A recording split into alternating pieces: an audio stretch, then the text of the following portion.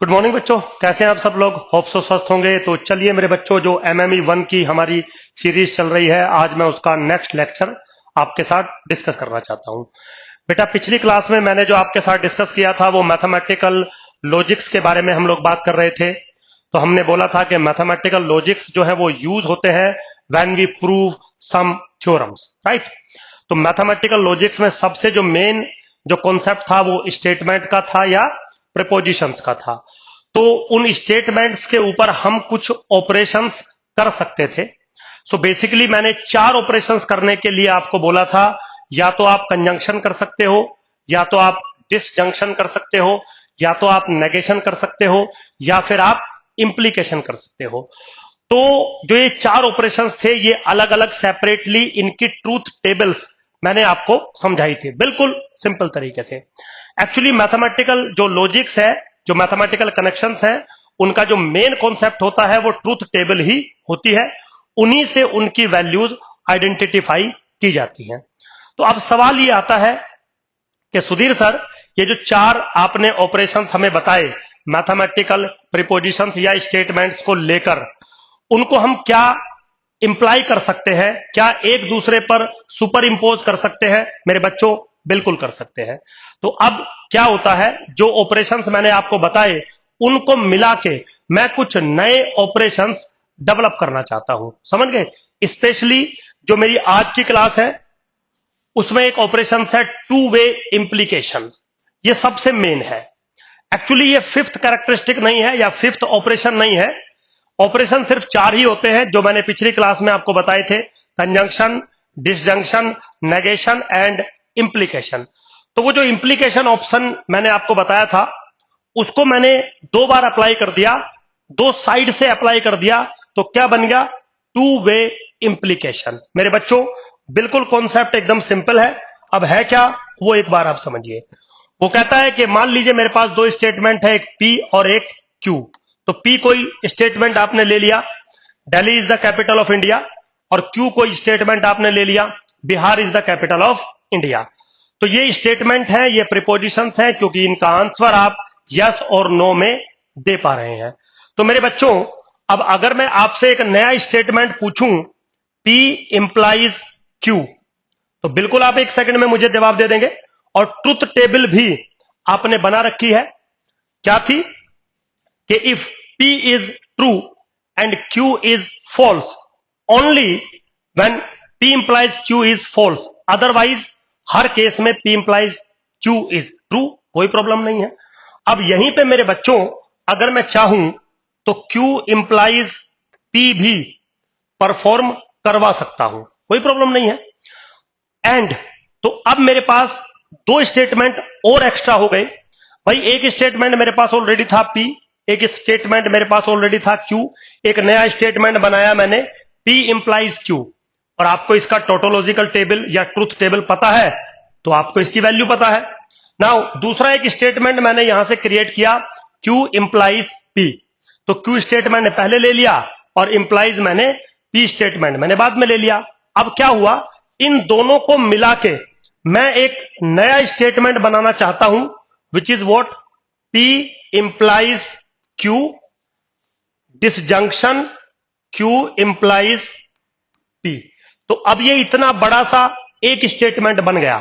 So basically क्या किया मैंने, पहले मैंने एक इंप्लीकेशन लगाया, फिर मैंने दूसरी तरफ से इंप्लीकेशन लगाया, और फिर मैंने उनका डिसजंक्शन कर दिया, एंड कर दिया। समझ गए ना बेटा? तो क्या हुआ, एक नया स्टेटमेंट बन गया है, जिसको आप ऐसे भी लिख सकते हो और जिसको आप ऐसे भी लिख सकते हो। P two way implication Q, आप जैसे मर्जी लिखिए, मुझे उससे कोई फर्क नहीं पड़ना है। पॉइंट टू बी नोटेड, समझ गए? तो टू वे इंप्लीकेशन में क्या होता है, एंड के थ्रू 2 इंप्लीकेशंस अटैच होती हैं। एक इंप्लीकेशन है P बाई Q या P इंप्लाइज Q, दूसरी है Q इंप्लाइज P। और वो दोनों स्टेटमेंट, भाई टेक्निकली तो ये भी एक स्टेटमेंट है, ये भी एक स्टेटमेंट है, और वो दोनों स्टेटमेंट डिसजंक्शन से जुड़े होते हैं, एंड से जुड़े होते हैं। तो जैसे आप लिखोगे तो बनेगा P टू वे इंप्लीकेशन। इसको कुछ लोग इफ एंड ओनली इफ भी कहते हैं, अभी वो बाद में हम बात करेंगे। तो इन 2 स्टेटमेंट से, P और Q से, मैंने एक नया स्टेटमेंट बनाया, that is P two way implication Q। तो अब ये नया एक स्टेटमेंट बन के आया। अब क्वेश्चन फिर से वही आपके दिमाग में आ रहा होगा, क्या कि सुधीर सर ये जो नया स्टेटमेंट आपने बनाया इसकी ट्रुथ टेबल क्या बनेगी? क्योंकि दुनिया का कोई भी स्टेटमेंट मैथमेटिकल लॉजिक्स के अंदर सिर्फ और सिर्फ अपनी ट्रुथ टेबल के बेसिस पर डिफाइंड होता है। तो अब इसकी कोई नई ट्रुथ टेबल डिफाइंड नहीं होगी। जो ट्रुथ टेबल्स, जो ट्रुथ रूल्स मैंने डिफाइन कर रखे हैं वहीं से ये बनेगा। तो पहले आप क्या करेंगे, पहले ट्रुथ टेबल बनाएंगे P इंप्लाइज Q की, फिर ट्रुथ टेबल बनाएंगे Q इंप्लाइज P की, और फिर जो एंड वाला रूल है वो अप्लाई करेंगे, और जो यहां पे ट्रुथ टेबल बनेगी वही इसकी ट्रुथ टेबल होगी। तो अब मैं कोई अलग से ट्रुथ टेबल डिफाइंड नहीं करूंगा, क्योंकि मैं कोई अलग से रूल या इंप्लीकेशन या कोई सिनेरियो डिफाइन नहीं कर रहा हूं। जो चार मैंने डिफाइन किए हैं, कंजंक्शन, डिसजंक्शन, नेगेशन, इंप्लीकेशन, उन्हीं का यूज कर रहा हूं। तो ट्रुथ टेबल भी उन्हीं की मेरे बच्चों यूज होगी। बट आपको इसका ट्रुथ टेबल याद होना चाहिए, जो अभी मैं आपको बना के दिखा रहा हूं एग्जाम हॉल में के अंदर, वो आपको याद होना चाहिए, क्योंकि क्वेश्चन ट्रुथ टेबल से ही बन के आता है। बिल्कुल वेरी सिंपल। देखिए कैसे। तो टॉपिक मैंने डाल दिया, और आपका टाइम कम वेस्ट हो या बिल्कुल भी वेस्ट ना हो, इस बात की वजह से मैं ट्रुथ टेबल ऑलरेडी बना के लेके आता हूं, ताकि मेरे बच्चों आपका टाइम वेस्ट ना हो। Time is very precious actually. तो क्या है, ट्रुथ टेबल आपको देखनी है किसकी? P टू वे इंप्लाइज Q की। ये ट्रुथ टेबल आपको देखनी है। तो सबसे पहले P लिखा मैंने, चारों बातें लिख दी, ट्रू ट्रू, फॉल्स फॉल्स। फिर Q की पॉसिबिलिटी लिख दी, ट्रू फॉल्स, ट्रू फॉल्स। यही दो पॉसिबिलिटी होती हैं। तो सबसे पहले क्या आएगा? P implies Q। क्यों आएगा P इंप्लाइज Q? क्योंकि P implies Q and Q implies P को मिलाकर ही P two way implication Q बनता है। तो जैसा कि आपको पता है P इंप्लाइज Q में क्या होगा, अगर P ट्रू है और Q फॉल्स है तभी P इंप्लाइज Q फॉल्स बनता है, अदरवाइज हमेशा ट्रू बनेगा। तो अगर P ट्रू है और Q फॉल्स है तभी ये फॉल्स बनेगा, अदरवाइज हर जगह ट्रू बनेगा। चलिए कोई प्रॉब्लम नहीं है। अब सिमिलरली Q इंप्लाइज P कर दो। अब Q इंप्लाइज P में क्या होगा, अगर Q ट्रू है और P फॉल्स है तो ही Q इंप्लाइज P फॉल्स बनेगा, अदरवाइज सब जगह ट्रू बनेगा। तो अगर Q ट्रू है और P फॉल्स है तो तभी ये फॉल्स बनेगा, अदरवाइज हर जगह ट्रू बनेगा। चलिए लिख दिया। अब बारी आती है P two way implication Q की। तो ये कैसे बनेगा? दिस एंड दिस, मतलब आपको इसके साथ इसका डिसजंक्शन करना है, दिस एंड दिस। और एंड में आपको पता था अगर दोनों ट्रू है तभी ट्रू होता है, अदरवाइज हमेशा फॉल्स होगा। तो देखिए ये भी ट्रू, ये भी ट्रू, तो ये भी ट्रू, ये फॉल्स, ये ट्रू, तो फॉल्स, ये ट्रू, ये फॉल्स, तो भी false. Now this is true, this is true, so this is true. Now मेरे बच्चों, this column true false false true is the truth table या truth values of P implies Q। बिल्कुल simple है concept, कोई भी ऐसा typical task नहीं है। तो अब आप क्या कह सकते हैं कि सर अगर हमारे पास टू वे इंप्लीकेशन है P डबल इंप्लीकेशन Q, वो तब ट्रू होगा या तो P भी ट्रू और Q भी ट्रू। मतलब P और Q अगर दोनों ट्रू है तो to way implication is true, और P और Q दोनों फॉल्स है, देखिए दोनों फॉल्स है तो कंफर्म ट्रू। अब अगर अदरवाइज एक ट्रू है एक फॉल्स है, एक फॉल्स है एक ट्रू है, तो इनकी वैल्यू कंफर्म फॉल्स बनेगी। तो जो टू वे इंप्लीकेशन होता है मेरे बच्चों, जो पिछले वन वे इंप्लीकेशंस और कंजंक्शन डिसजंक्शन से मिला के मैंने बनाया है, which is look like this, ये जो आपके सामने बन रहा है ये तब ट्रू होगा या तो दोनों P और Q ट्रू हो और या तो दोनों फॉल्स हो। अगर एक ट्रू है और एक फॉल्स है तो P two way implication Q confirm false बनेगा। और सिर्फ रटवा नहीं रहा हूं, आपको मैंने प्रॉपर ट्रूथ टेबल से बना के इसको दिया है। तो ये पहला हमने एक रूल क्रिएट किया टू वे इंप्लीकेशन का, जो पिछले चार जो मैंने आपको स्टेटमेंट्स दिए थे या 4 मैंने आपको रूल समझाए थे उनके मिलके बना के। तो यहां पे 2 बार मैंने वन वे इंप्लीकेशन लगाया, फिर मैंने डिसजंक्शन लगाया और मैंने एक नया स्टेटमेंट बनाया जिसका ट्रूथ टेबल ऐसे हमने बनाया। ये डिफाइंड नहीं किया है, डिफाइंड तो सिर्फ उन 4 का होगा, बाकी तो सब उनका इंप्लीकेशन है, हम खुद बनाएंगे। अब एग्जाम में जो क्वेश्चन आता है मेरे बच्चों वो यही आता है। वो आपको 2 स्टेटमेंट दे देगा, 3 स्टेटमेंट दे देगा और उन स्टेटमेंट पे से कुछ टाइप के आपको ऑपरेशंस दे देगा। कहीं कंजंक्शन लिखेगा, कहीं डिसजंक्शन लिखेगा, कहीं इंप्लीकेशन लिखेगा, कहीं नेगेशन लिखेगा और आपसे पूछेगा कि इसकी ट्रूथ टेबल बनाइए। तो चलिए खैर वो तो क्वेश्चंस जब आएंगे तो हम लोग आपसे बात करेंगे उस बारे में। तो चलिए मेरे बच्चों थोड़ा आगे चलते हैं। अब मैं जितना भी मैंने अब तक पढ़ाया आपको उन सब का ट्रूथ टेबल मैं आपके साथ एक बार डिस्कस करना चाहता हूं, बिल्कुल सिंपल वे में। ट्रूथ टेबल कैसे डिस्कस करना चाहता हूं, देखिए मेरे बच्चों, आपके पास 2 स्टेटमेंट थे पी और क्यू। एक जनरल सिनेरियो का मैंने एक ट्रूथ टेबल ले लिया। आप इसको चाहो तो इसका स्क्रीनशॉट ले सकते हो, क्योंकि ये आप हमेशा याद रखिएगा। तो T T false false, T false, T false लिख दिया। और है तो आपको पता है और का, अगर पी और क्यू में से कोई भी एक ट्रू है तो ये ट्रू होगा, तो true true true false. P and Q क्या होता है, अगर दोनों ट्रू है तो ही ये ट्रू होगा, अदरवाइज सब फॉल्स। नेगेशन क्या होता है, अगर पी ट्रू है तो ये फॉल्स बनेगा, पी ट्रू है तो ये फॉल्स बनेगा, पी अगर फॉल्स है तो ये ट्रू बनेगा और पी अगर फॉल्स है तो ये ट्रू बनेगा। ये भी मैंने ऑलरेडी आपको बना के दिखा रखा है। पी इंप्लाइज क्यू था, अगर पी ट्रू है और क्यू फॉल्स है तभी ये फॉल्स बनेगा, अदरवाइज ट्रू बनेगा। तो सिर्फ एक ही केस में ये फॉल्स बनेगा, अदरवाइज हर केस में ये ट्रू बनेगा। बना दिया। सिमिलरली क्यू इंप्लाइज पी अगर आप देखें तो क्यू इंप्लाइज पी को रिवर्स कर दीजिए। अगर क्यू ट्रू है और पी फॉल्स है तो क्यू इंप्लाइज पी फॉल्स बनेगा, अदरवाइज सब जगह ट्रू बनेगा। और फिर था आपका P to way implication Q, क्या था, अगर पी और क्यू दोनों ट्रू है तो ये ट्रू बनेगा और पी और क्यू अगर दोनों फॉल्स है तो ये ट्रू बनेगा, अदरवाइज ये फॉल्स बनेगा। बिल्कुल सिंपल ट्रूथ टेबल है। तो जितनी भी ट्रूथ टेबल आपको मैंने इंडिविजुअली पढ़ाई उन सबको मैंने एक ट्रूथ टेबल के अंदर लिख दिया ताकि आप चीजों को याद रख सकें। तो आप इसका स्क्रीनशॉट ले लीजिए, आपको वो चीजें याद रहेंगी धीरे धीरे। चलिए मेरे बच्चों, अब एक टॉपिक आता है इसी में जिसका नाम है टोटोलॉजी। ठीक है बेटा, टोटोलॉजी उस स्टेटमेंट को कहते हैं जिसकी ट्रूथ वैल्यू हमेशा टी होती है। ट्रूथ वैल्यू मतलब देखिए, ट्रूथ वैल्यू 2 होती हैं, या तो टी या तो एफ, या तो ट्रू या तो फॉल्स।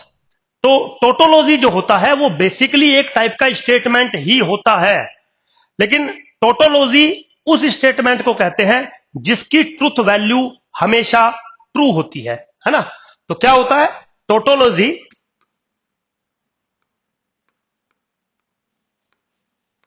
इज ए स्टेटमेंट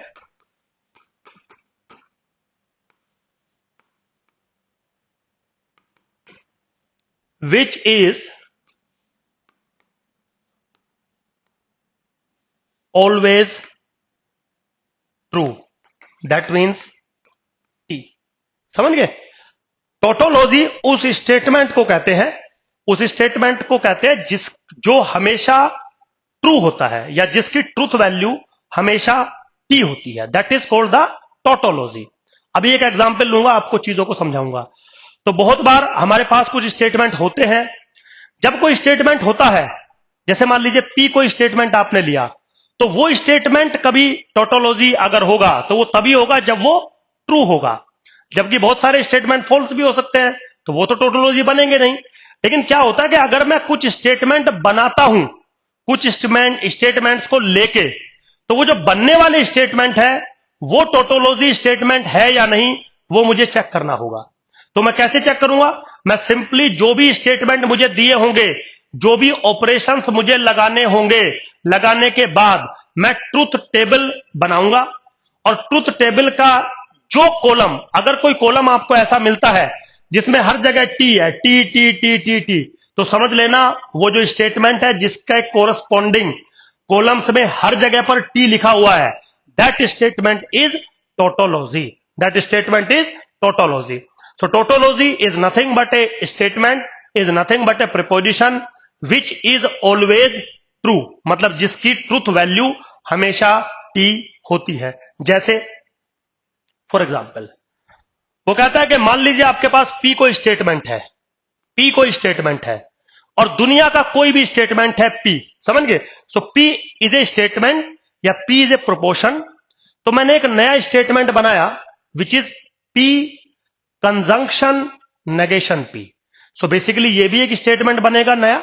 मान लो this statement is W, suppose for example W एक स्टेटमेंट बनाया दो स्टेटमेंट को मिला के. कौन कौन से स्टेटमेंट को मिला रहा हूं? एक तो पी स्टेटमेंट और एक नेगेशन पी. और कैसे मिला रहा हूं? मैं कंजंक्शन कर रहा हूं पी और नेगेशन पी. तो मेरा यह क्लेम है कि जो पी और नेगेशन पी होगा दिस इज ऑलवेज टोटोलॉजी, चाहे पी कुछ भी हो. इसका मतलब जो पी और नेगेशन पी बनता है वो एक स्टेटमेंट बनेगा and this is always true. क्यों? समझाता हूं.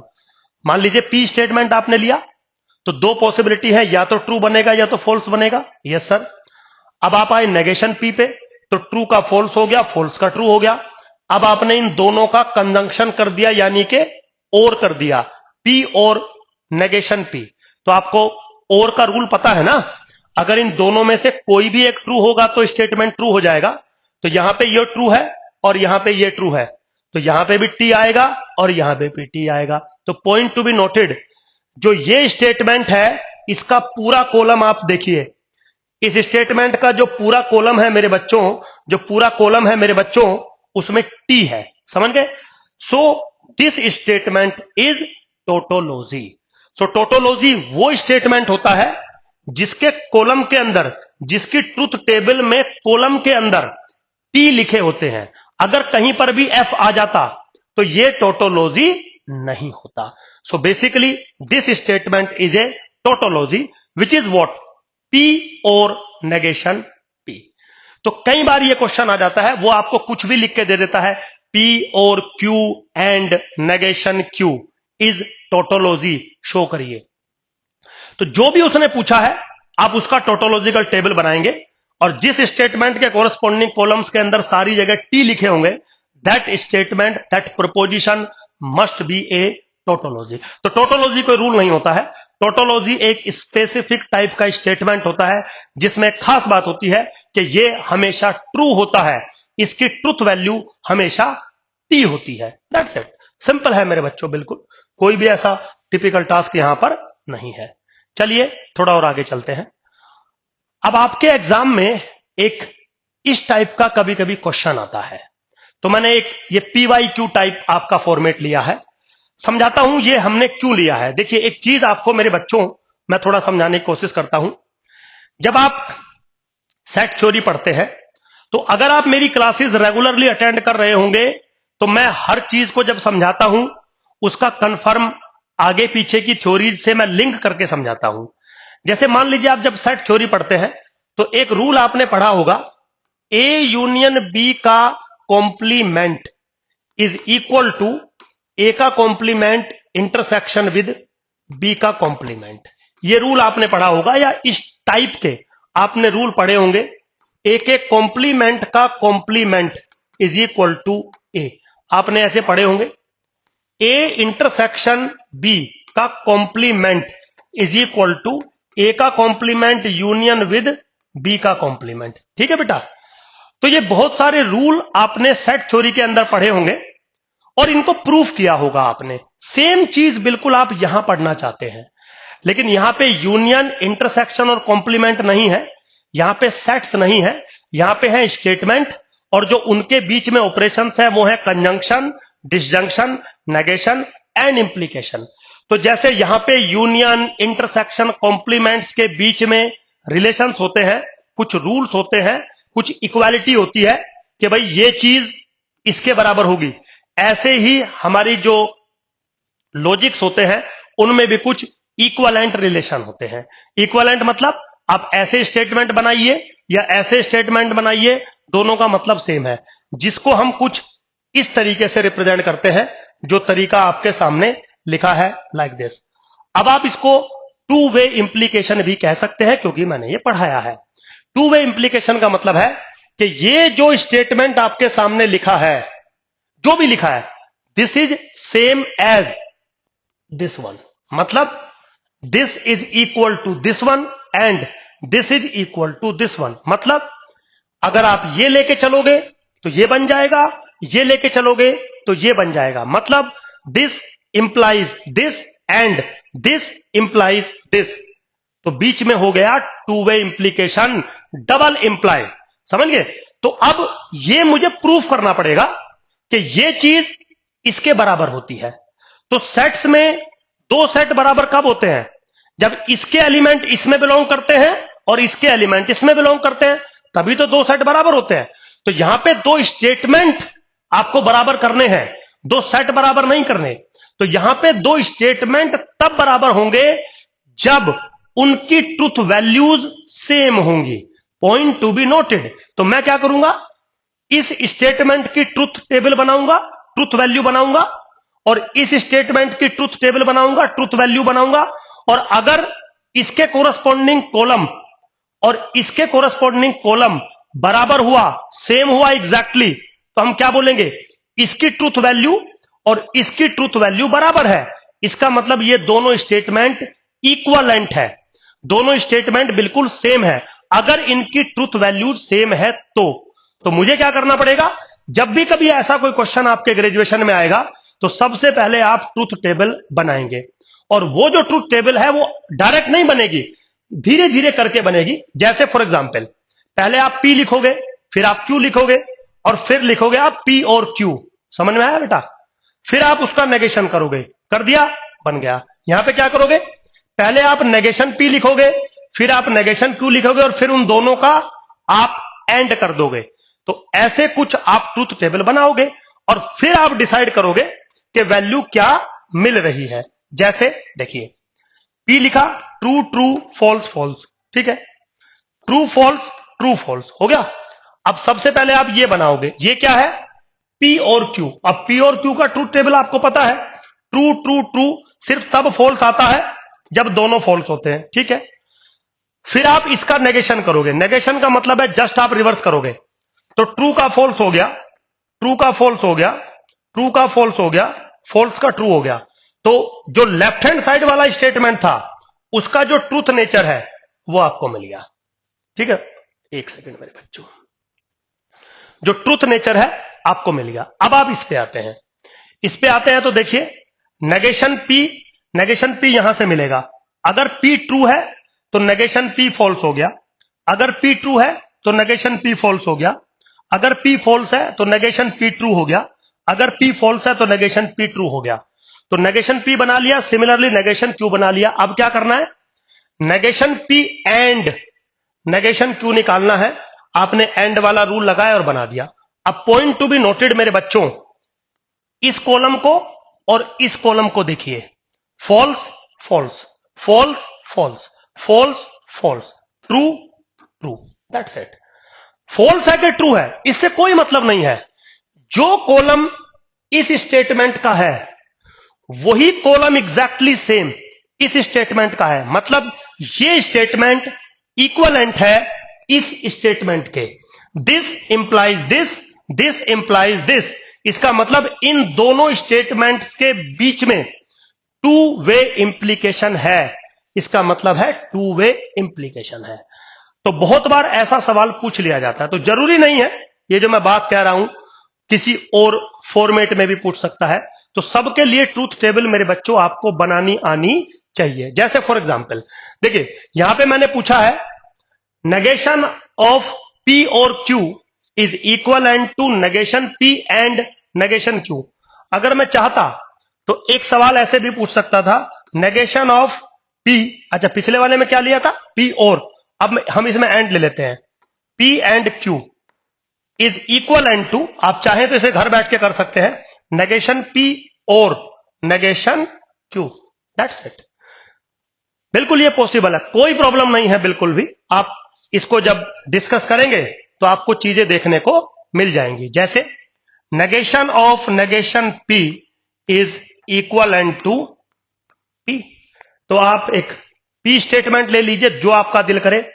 नेगेशन ऑफ नेगेशन P जब आप करेंगे तो कंफर्म P मिलेगा, मतलब इसका जो ट्रूथ कॉलम होगा और इसका जो ट्रूथ कॉलम होगा बिल्कुल सेम मिलेगा। So this implies this implies this.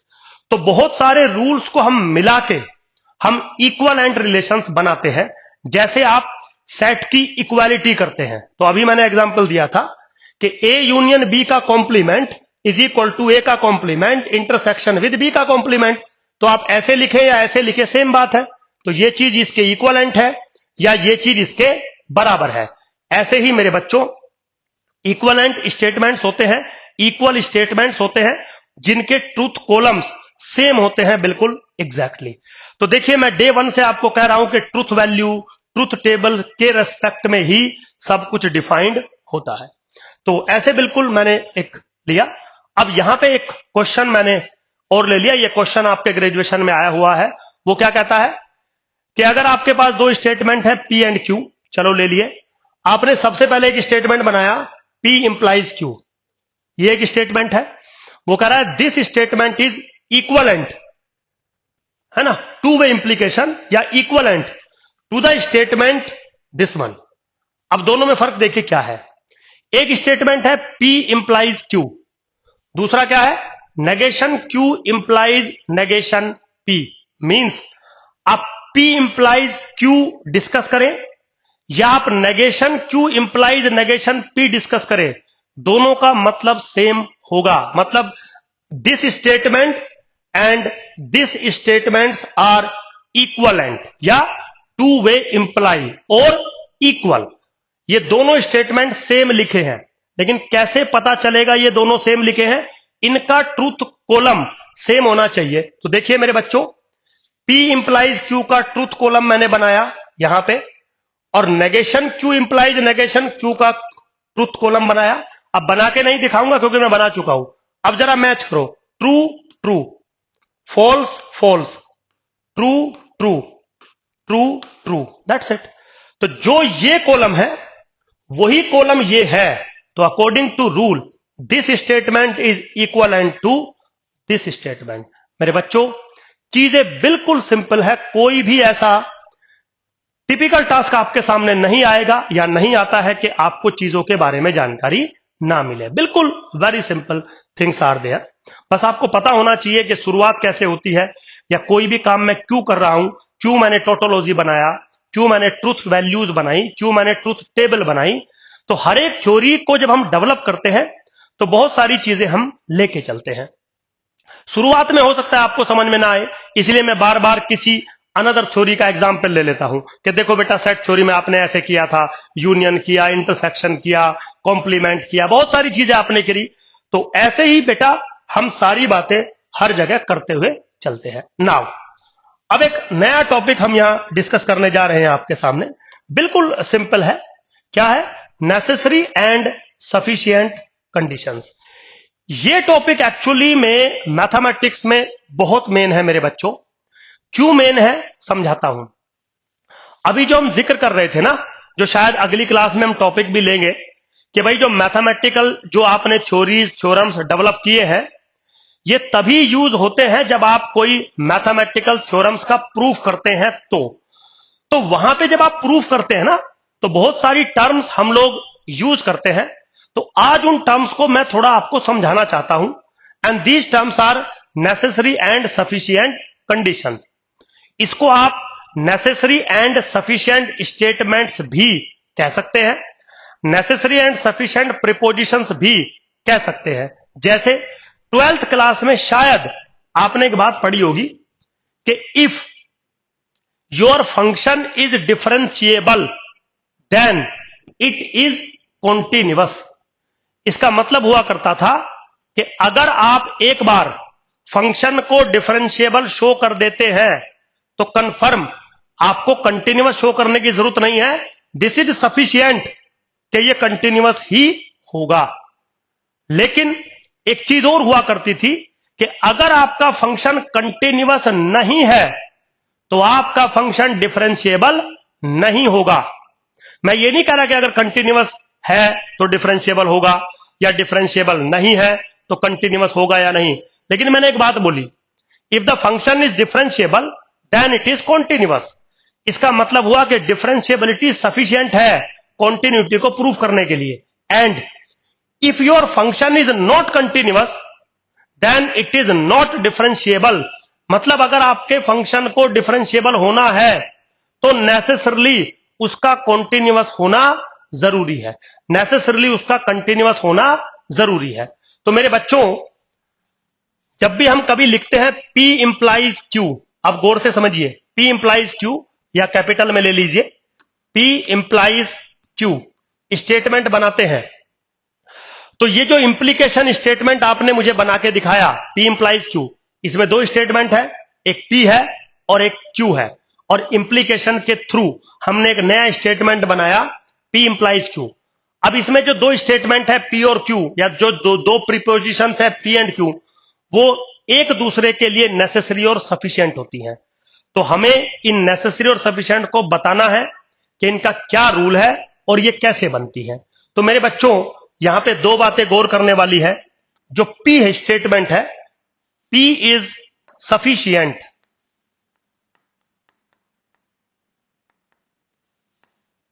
Statement या फिर कंडीशन, ठीक है। जो P है वो एक सफिशिएंट स्टेटमेंट होगा या सफिशिएंट कंडीशन होगी फॉर Q, ठीक है मेरे बच्चों। And Q is necessary condition, Q is necessary statement या फिर कंडीशन फॉर P। और देखिए बच्चों, इसलिए मैंने आपको समझाया था, क्या समझाया था नेसेसरी और सफिशिएंट को लेके, कि भाई मैंने लिखा था if F dot is differentiable then F dot is continuous, ठीक है बेटा। तो आपने क्या बोला था कि सुधीर सर, अगर आप किसी भी फंक्शन को डिफरेंशिएबल प्रूफ कर देते हैं तो this is sufficient for continuity, तो आपको अलग से कंटिन्यूअस प्रूफ करने की नीड ही नहीं है, यहीं से आपका काम चल जाएगा। दूसरा, फिर आपने यह भी बोला था मुझे कि सुधीर सर, अगर फंक्शन को डिफरेंशिएबल होना है तो उसका नेसेसरली, मैंडेटरली कंटिन्यूअस होना जरूरी है। मतलब कंटिन्यूटी से डिफरेंशिएबिलिटी नहीं आ जाएगी, बट अगर कंटिन्यूटी नहीं हुई तो डिफरेंशिएबिलिटी नहीं होगी, यह गारंटी है। इसका मतलब continuity is necessary condition for differentiability. So continuity is the necessary condition for differentiability. तो इसलिए आपको समझाया कि अगर P इंप्लाइज Q आप पढ़ते हो कहीं जीवन में, तो जो P है वो सफिशिएंट है Q के लिए, और जो Q है वो सफिशिएंट, वो नेसेसरी है P के लिए। ये थंब रूल है बिल्कुल, और ये दुनिया की हर थ्योरी के अंदर अप्लाई किया जाता है। अच्छा, कुछ कंडीशंस ऐसी होती हैं जो नेसेसरी एंड सफिशिएंट दोनों होती हैं, तो उनको कैसे लिखेंगे? उनको लिखने का बिल्कुल सिंपल तरीका है। उनको लिखने का तरीका है ये P two way implication Q, क्योंकि अभी तो समझाया था आपको कि अगर किसी कंडीशन को नेसेसरी एंड सफिशिएंट दोनों बताना है तो P इंप्लाइज Q भी होना चाहिए एंड Q इंप्लाइज P भी होना चाहिए। और अभी आपको बोला था कि अगर P implies Q and Q implies P है, उसका मतलब है टू वे इंप्लीकेशन। तो कहीं पे अगर टू वे इंप्लीकेशन है तो P is necessary as well as sufficient for Q and Q is also necessary as well as sufficient for P। तो नेसेसरी और सफिशिएंट का मतलब यह होता है कि अगर कोई कंडीशन सफिशिएंट है तो इसका मतलब है कि आप उसको प्रूफ कर दीजिए, नेसेसरी वाली अपने आप सेटिस्फाई हो जाएगी। नेसेसरी का मतलब है कि अगर ये प्रूफ नहीं हुई, अगर ये ट्रू नहीं है तो P कभी भी ट्रू नहीं हो सकता। और देखिए ये भी मैंने अभी आपको समझाया था, क्या समझाया था कि अगर कहीं पर P इंप्लाइज Q है तो confirm negation Q implies negation P। मतलब if function is not continuous then it is not differentiable. समझ गए बेटा? तो हर चीज का लॉजिक है, मैं तो टॉपिक ही लॉजिक पढ़ा रहा हूं, तो हर चीज का लॉजिक है, हर चीज का सिनेरियो है, हर बात पे डिस्कशन हो सकता है, लेकिन आपको बेसिक्स पता होने चाहिए। तो मेरे बच्चों बिल्कुल सिंपल था, नेसेसरी और सफिशिएंट कंडीशन। तो फिर से एक बार रिकॉल करा देता हूं। अगर P इंप्लाइज Q है, दो स्टेटमेंट थे P और Q, वहां से आपने एक नया स्टेटमेंट बनाया P implies Q। So P statement is sufficient for Q statement and Q statement is necessary for P statement. That's it. तो वो पूछेगा आपसे कि which is necessary, which is sufficient, इनके बीच में क्या कंडीशन बनेगी, बला बला चीजें। तो ये तो मैंने सिंपली आपसे बात करी कि नेसेसरी और सफिशिएंट P इंप्लाइज Q में कैसे रोल अदा करते हैं, या अगर P two way implication Q हो जाए तो ये दोनों कंडीशन है, ये एक दूसरे के लिए नेसेसरी एंड सफिशिएंट दोनों बन जाएंगी। बिल्कुल सिंपल। थोड़ा और आगे चलते हैं, थोड़ा हम क्वेश्चंस की तरफ चलते हैं जो डीयू पूछता है। क्वेश्चंस को करने से पहले एक छोटा सा मैं चार्ट, एक छोटा सा रूल आपके साथ डिस्कस करना चाहता हूं, क्योंकि कभी कभी नोटेशंस जो होती है ना मेरे बच्चों, वो कंफ्यूजन क्रिएट कर देती हैं।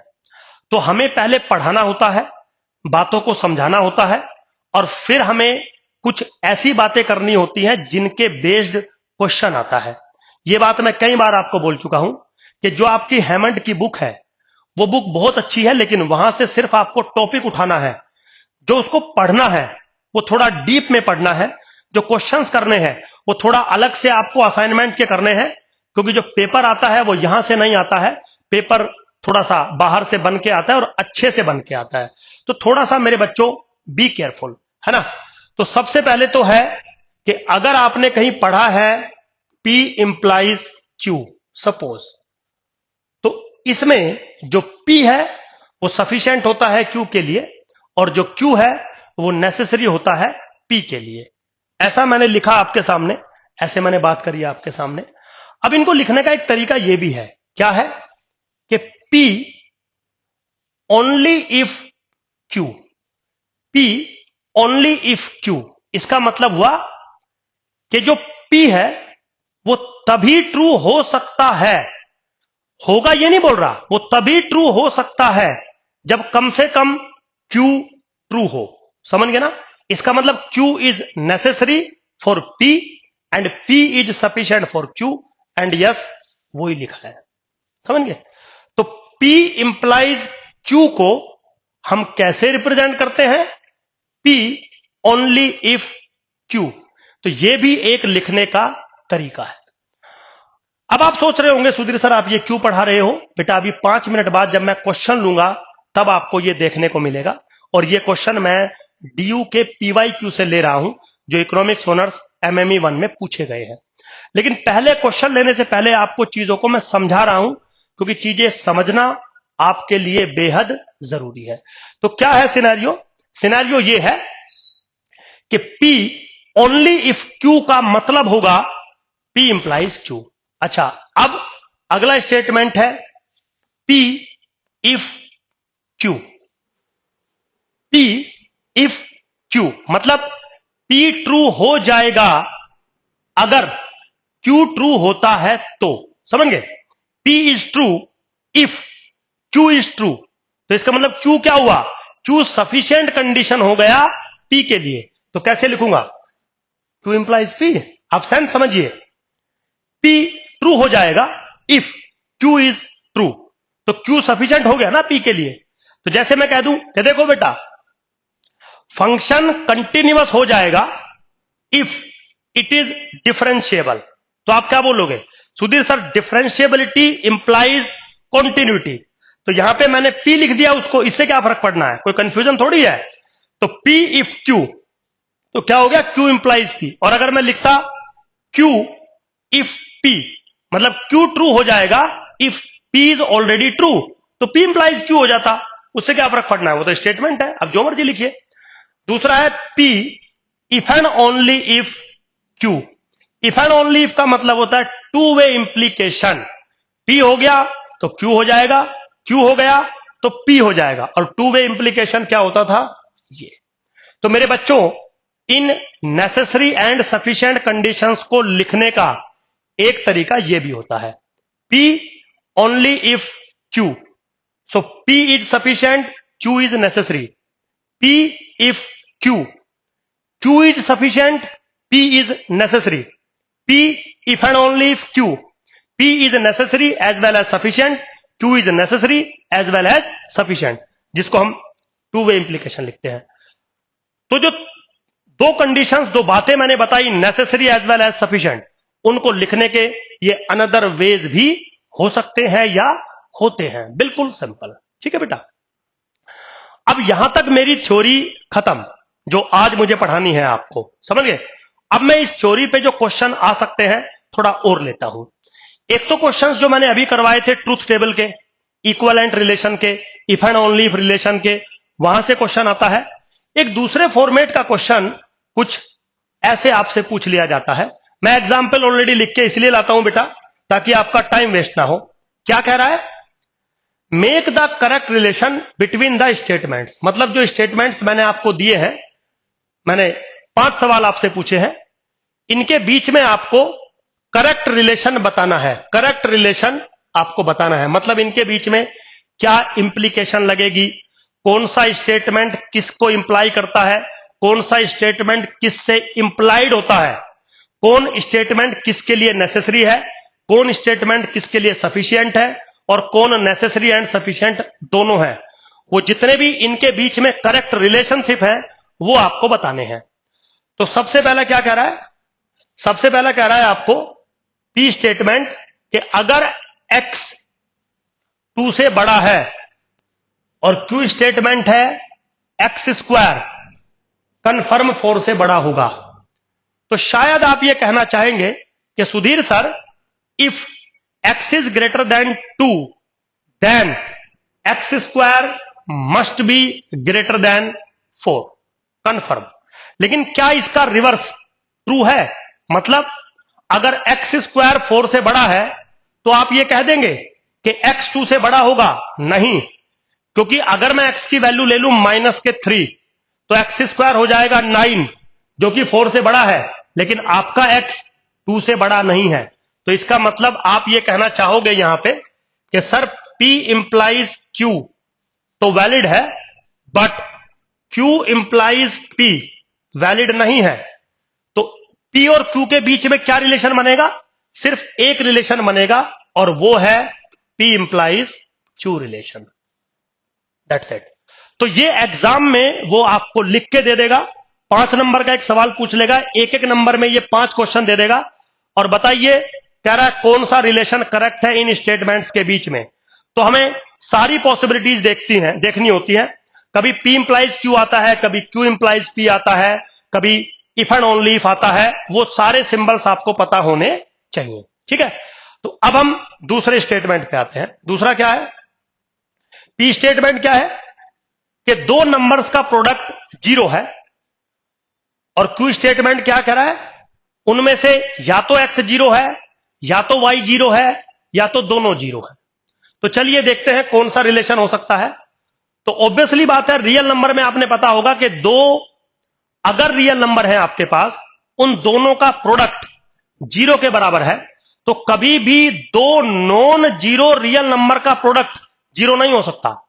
तो अगर दो रियल नंबर का प्रोडक्ट 0 है तो उनमें से कम एक रियल नंबर कंफर्म 0 होगा। या तो X 0 होगा, या तो Y 0 होगा, या तो दोनों 0 होंगे। तो इसका मतलब यहां पे अगर आप देखें सेकंड वाले में, तो P implies Q confirm valid है, कोई टेंशन नहीं है। अब थोड़ा कन्वर्स की बात करते हैं। आपको पता है कि अगर एक नंबर 0 है, या तो X या तो Y या तो दोनों अगर 0 है, तो प्रोडक्ट आप कुछ भी करिए कंफर्म 0 मिलेगा। इसका मतलब Q इंप्लाइज P भी है। तो मेरे बच्चों, दोनों को मिला के क्या कहूंगा? P two way implied Q। That's it. समझ गए ना? तो यहां पे जो दो स्टेटमेंट आपको दिए गए हैं P एंड Q, उनके बीच में टू वे इंप्लीकेशन है। P से Q पे जा सकते हो, Q से P पे आ सकते हो।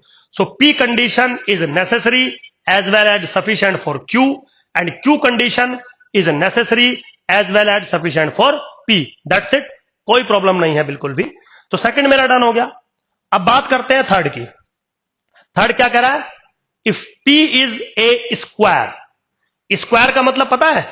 स्क्वायर एक रेक्टेंगुलर फॉर्मेट होता है जिसकी चारों साइड बराबर होती हैं, बस इतना है। और क्यू क्या कह रहा है? X is rectangular.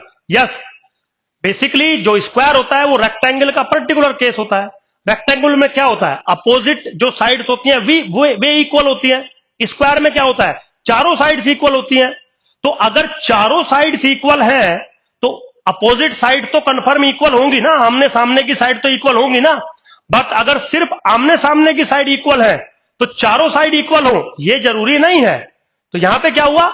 यहां पे आप सिर्फ ये कह सकते हो कि सर P इंप्लाइज Q तो है बट Q इंप्लाइज P नहीं है। चलो कोई प्रॉब्लम नहीं है। तो P इंप्लाइज Q तो है ना। तो अगर आपके पास एक स्क्वायर है तो इसका मतलब वो कंफर्म रेक्टेंगल होगा।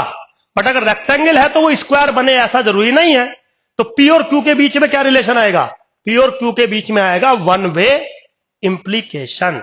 तो जो थर्ड आपका क्वेश्चन था उसका आंसर क्या बनेगा? P implies Q। That's it. अब फिफ्थ पे आते हैं। बिल्कुल सिंपल है फिफ्थ वाला। क्या कह रहा है? देखिए,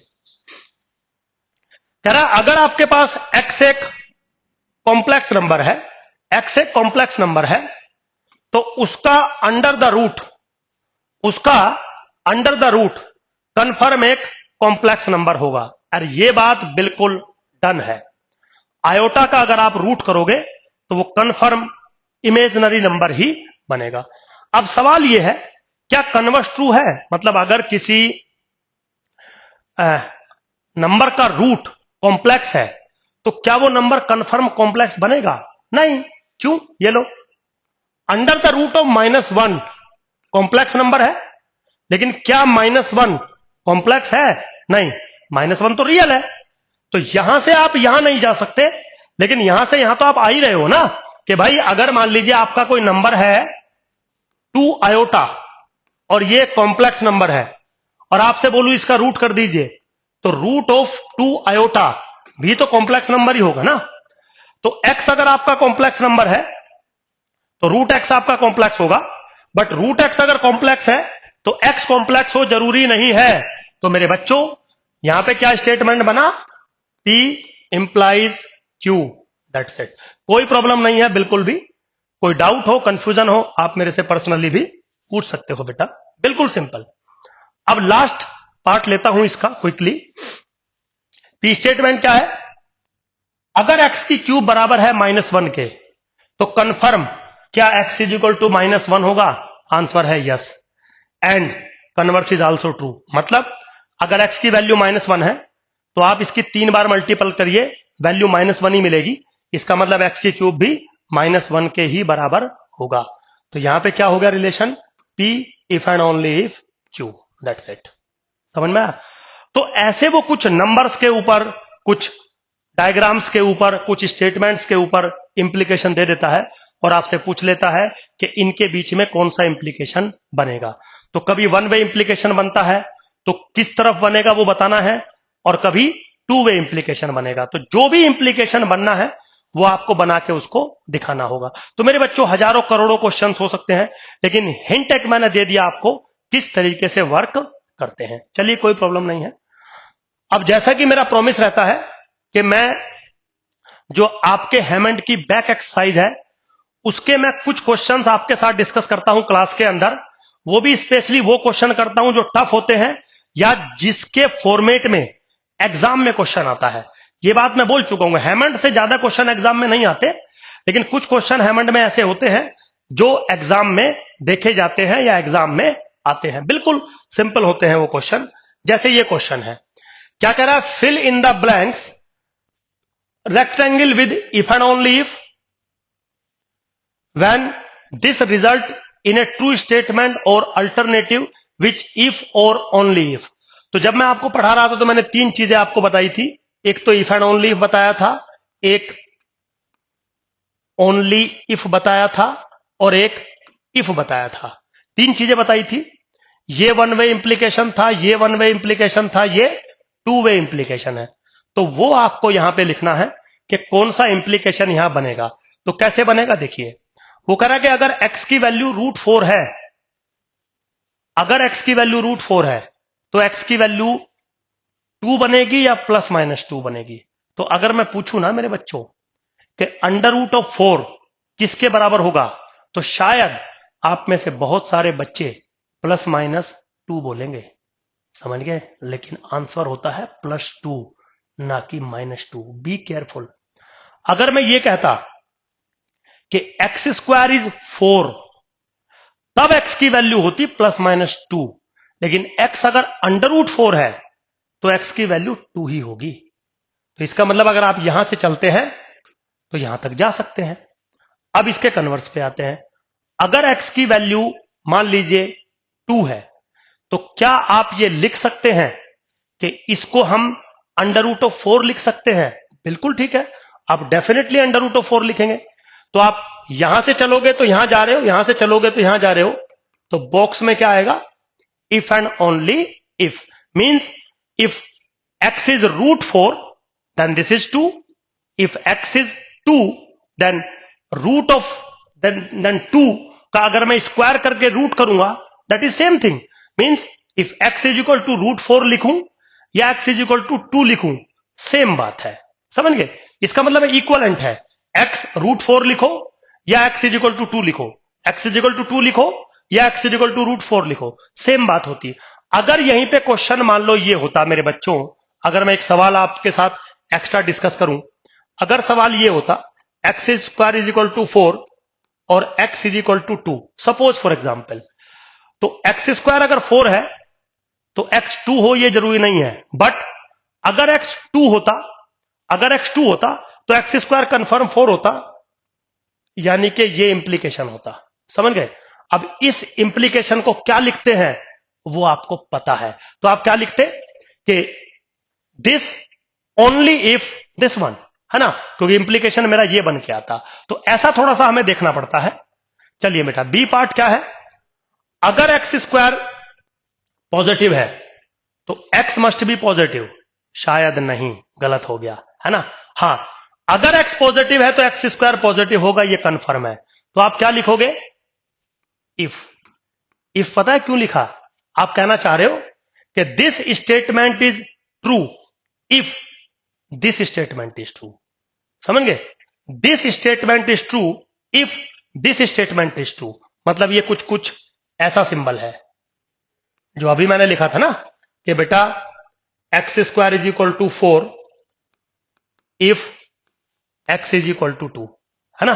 तो x² 4 बनेगा अगर x की वैल्यू 2 होगी। तो अभी जो मैंने समझाया था आपको, तो उसी को यहां पे पूछ लिया, लेकिन उसने दूसरे तरीके से पूछा। तो ऐसा आप सिंबल लगा सकते हैं, लेकिन ब्रैकेट में आपको इफ लिखना है, क्योंकि वो उसने हिंट दे रखा है कि आपको जो ब्रैकेट में लिखना है वो इफ एंड ओनली इफ या इफ का इस्तेमाल करना है। तो हमें 2 वे इंप्लीकेशन 1 वे इंप्लीकेशन पता है, लेकिन उसको मैं ऐसे भी लिख सकता हूं, तो मैंने समझा रखा है आपको। अब यहां पे आते हैं, क्या है? अगर x² 9 से छोटा है, अगर x² 9 से छोटा है तो क्या कंफर्म x 3 से छोटा होगा? आंसर है यस। बट क्या आप यहां से यहां जा सकते हैं? मतलब अगर x 3 से छोटा है तो x² कंफर्म 9 से छोटा होगा? नहीं। ले लीजिए x की वैल्यू -4, तो x² क्या हो जाएगा? समझ गए ना, 16 9 से बड़ा हो जाएगा। तो इसका मतलब यहां से आप यहां जा सकते हैं, बट यहां से यहां नहीं आ सकते। और अगर आप यहां से यहां जाते हैं तो आपको क्या लिखना होगा? आपको लिखना होगा ओनली इफ। ओनली इफ मतलब this implies this. So when this is true then this is true, but when this is true this does not imply this one is true. तो ओनली इफ का क्या मतलब होता है? P implies Q में if का क्या मतलब होता है? इफ एंड ओनली इफ का क्या मतलब होता है? हम लोग बात कर रहे हैं। अब मेरे बच्चों इस पे आते हैं। वो क्या कह रहा है x into x square plus 1 is equal to 0, then x must be 0। उसका रीजन है, देखिए, अगर ये चीज 0 है तो कंफर्म x की वैल्यू 0 बनेगी। क्यों? क्योंकि ये चीज तो कभी 0 हो नहीं सकती। एक्स स्क्वायर तो हमेशा पॉजिटिव होता है, प्लस 1 करोगे तो भी पॉजिटिव होता है। और आपको पता है दो रियल नंबर का प्रोडक्ट अगर 0 है तो उनमें से कोई एक 0 होगा। अब जो एक्स स्क्वायर प्लस 1 है वो तो कभी 0 होगा नहीं, तो कौन बचा? Only x is equal to 0। तो ये बात डन हो गई। अच्छा, क्या मैं यहां से यहां जा सकता हूं? यस, अगर एक्स की वैल्यू 0 है तो ये कंफर्म 0 होगा। तो बीच में क्या आया? To way implication. लेकिन टू वे इंप्लीकेशन आपको लिखना नहीं है ना, आपको क्या लिखना है? इफ एंड ओनली इफ लिखना ये है आपको। तो अगर आप डायरेक्ट नहीं समझ में आ रहा आपको, तो आप एक बार इस चार्ट को ध्यान रखिएगा जो मैंने आपको थोड़ा सा शायद समझाया था। इस वाले चार्ट को याद रखिएगा कि P इंप्लाइज Q है तो P क्या होता है, Q क्या होता है, Q इंप्लाइज P है तो P क्या होता है, Q क्या होता है, P टू वे इंप्लीकेशन है तो क्या होता है। इसलिए आपको ये सब जो चार्ट है मेरे बच्चों वो पढ़ाए जाते हैं। अब लास्ट वाले पे आते हैं। x इंटू एक्स प्लस 3 अगर लेस देन 0 है तो क्या होगा मेरे बच्चों? x is greater then -3। ये बिल्कुल आंसर करेक्ट है। उसका रीजन है x इंटू एक्स प्लस 3 अगर नेगेटिव होगा तो एक रूल है, इनमें से एक पॉजिटिव होगा और एक नेगेटिव होगा। अब कौन सा पॉजिटिव होगा कौन सा नेगेटिव होगा मुझे नहीं पता है, तो चलिए मैं मान लेता हूं। क्या मान लेता हूं? x is positive and x plus 3 is negative. तो क्या हुआ? x is positive and x is less than -3। क्या ये चीज पॉसिबल है? नहीं सर, ये चीज पॉसिबल नहीं है कि x ग्रेटर देन 0 हो जाए एंड लेस देन -3 हो जाए। सर ये पॉसिबल नहीं है। तो चलो दूसरा ले लेते हैं। दूसरा क्या ले लेते हैं? x is negative and x plus 3 is positive. Okay, so x अगर नेगेटिव है suppose and x is greater then -3, तो ये तो करेक्ट है ना? क्या है करेक्ट? कि x जो है वो बड़ा हो जाएगा -3 से और छोटा हो जाएगा 0 से। यस, ये तो पॉसिबल है। इसका मतलब x is greater then -3 true है। बट क्या आप यहां से यहां जा सकते हो? नहीं। तो मेरे पास सिर्फ ये वाला इंप्लीकेशन बना, और इसको आप कैसे लिखोगे? Only if, that's it. बिल्कुल सिंपल है मेरे बच्चों, कोई रॉकेट साइंस नहीं है। बस जिस तरीके से आपको पढ़ाया जा रहा है, चीजों को समझाया जा रहा है, प्लीज रिक्वेस्ट है कि उस तरीके से आप कॉन्सेप्ट को समझिए। होप सो मेरे बच्चों आपको समझ में आया होगा। अब इस टॉपिक पे बस मेरी एक लेक्चर और लगेगा, जिसको हम मैथमेटिकल प्रूफिंग टेक्निक कहते हैं, जिसके लिए मैंने ये पूरा सब कुछ आपको पढ़ाया है कि मैथमेटिक्स में जितने भी वे ऑफ प्रूविंग होते हैं, 4 वे ऑफ प्रूविंग होते हैं, उन सबको मैं मैथमेटिकल लॉजिक से ही डेवलप करता हूं। नेक्स्ट क्लास में जो कि आपका सेक्शन है 1.6, वो मेरे बच्चों हम डिस्कस करेंगे। होप सो आपको समझ में आया होगा। Thank you very much.